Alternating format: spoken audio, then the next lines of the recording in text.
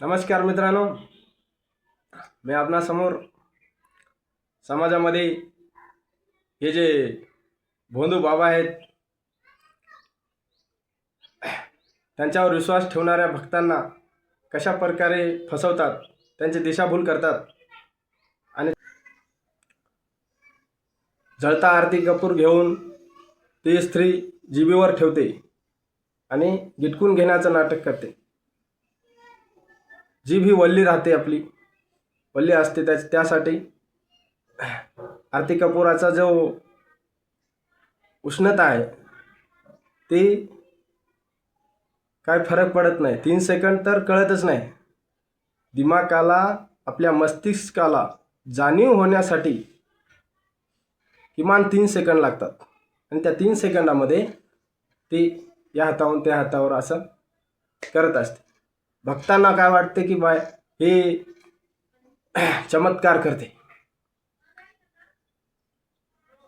पण चमत्कार अस्तित्वात नसतो। चमत्काराचा दावा करणारे हे बदमाश असतात,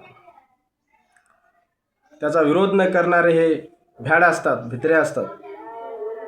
आणि भक्तांचं तर काय, आपल्या देशामध्ये लॉजिकपेक्षा मॅजिकच्या मागं जास्त लोक धावतात। त्यासाठीच या देशामध्ये वैज्ञानिक कमी आणि बुवा बाबा जास्त आहेत। मग भक्त हजारो लाखोच्या संख्येनं त्यांच्याकडे जातात। मग आपल्या भविष्याविषयी जाणून घ्यावं। प्रत्येकाच्या वेगवेगळ्या समस्या असते, म्हणजे त्यांची समस्या समस्याचं निवारण करण्यासाठी त्यांच्याकडे जातात। मग ते या भक्तांना समस्याचं निवारण तर करणं दूर, त्यांची आर्थिक पिळवणूक केली जाते। जसं की चांदीचं, सोन्याची वस्तू बनवून तिथं दान देण्यासाठी सांगितले जाते। आणि मग भक्तांना पण तेच हवं असते। तर आपल्या समोर मी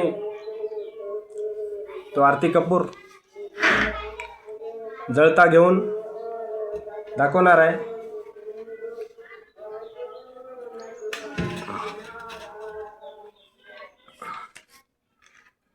हे पहा,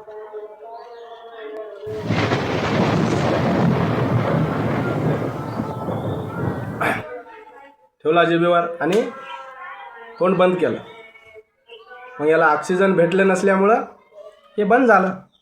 अशाच प्रकारे गिळण्याचं सोंग करते आणि हातात घेऊन अशा प्रकारे खेळवते। 3 सेकंदापर्यंत सेन्स होत नाहीत। व्हिडिओ आवडल्यास लाईक करा, शेअर करा, चॅनलला सबस्क्राईब करून घ्या। मी हे काय माझ्या कमाईसाठी करत नाही, माझा खर्च चालावं, मला सोशल मीडियावरून पगार भेटावं याच्यासाठी काय करत नाही।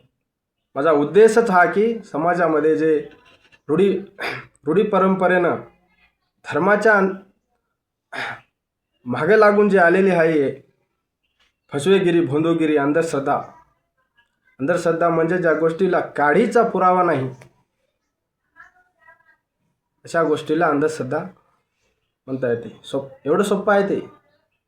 माणूस हा विचार करणारा प्राणी आहे, पण अगदी नाईलाज झाल्याशिवाय काय विचार करत नाही।